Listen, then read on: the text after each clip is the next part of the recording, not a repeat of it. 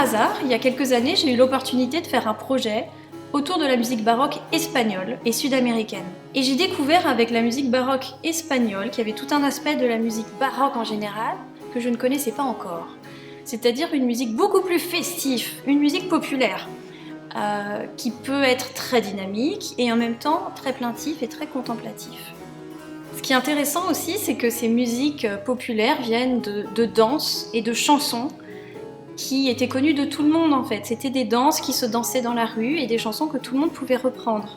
C'est notamment pour ça que la tessiture de la chanteuse est relativement basse. C'est un répertoire pour mezzo-soprano, pas pour soprano, pour que tout le monde puisse le chanter.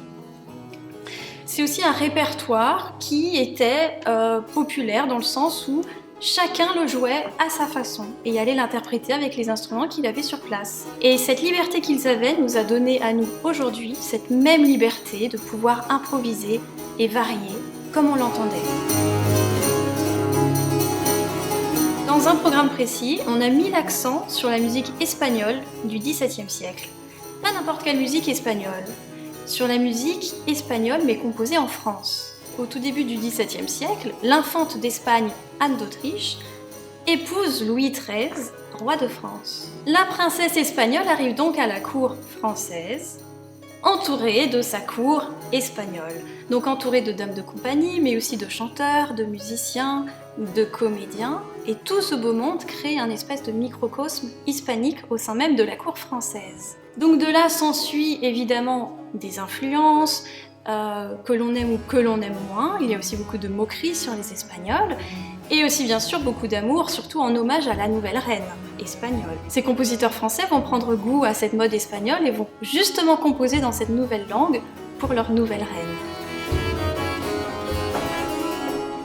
Au sein de l'ensemble El Sol, on s'est pris de passion pour retrouver des manuscrits oubliés, notamment à la Bibliothèque nationale de France, où nous avons mis la main sur les manuscrits de Gabriel Bataille, qui n'ont quasiment jamais été joués depuis. Et nous avons eu cette flamme de les réécrire, déjà de les déchiffrer, grâce à Victorien, notre guitariste, qui a pu déchiffrer les tablatures de luth, à les retranscrire, puis à les mettre sur belles partitions. En retrouvant le manuscrit de ces partitions populaires et simples, nous avons réalisé que nous avions finalement la chance et l'opportunité d'en faire à peu près ce que l'on voulait, exactement comme ils le faisaient à l'époque. C'est-à-dire d'en improviser des variations, d'en changer la structure, même si on a essayé d'être très fidèle au manuscrit d'origine.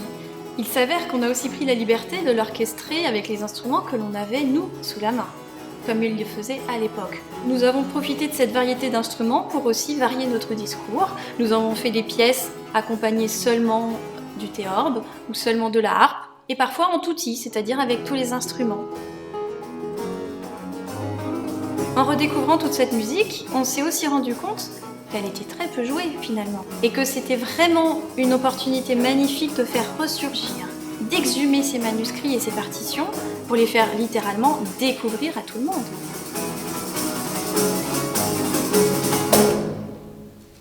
Coupé, merci.